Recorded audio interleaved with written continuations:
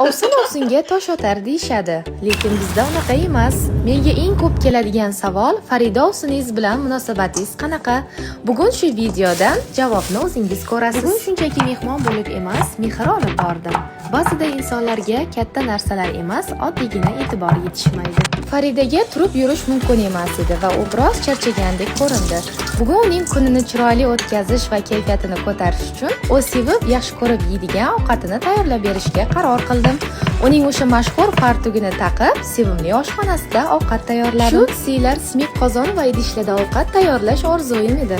Orzuimga ham erishadigan bo'ldim.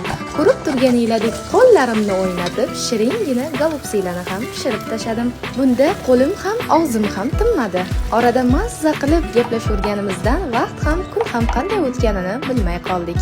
Shu orada uylarni ham yig'ib tozalashga ham ulgurdim. Eng yoqimlisi esa uni chaqirib, o'zim tayyorlagan ovqatni birga tatib ko'rish bo'ldi. Baxt aslida shunday kichik narsalarda yashirin. Kimningdir kunini chiroyli qilish va unga mehr ko'rsatish bu eng katta sovg'a. Agar sizga ovsinimnikidagi bir kunim yoqqan bo'lsa, yurakcha bosib qo'yishni unutmang va sahifamga obuna bo'lib, yaqiningizga mehr ulashing.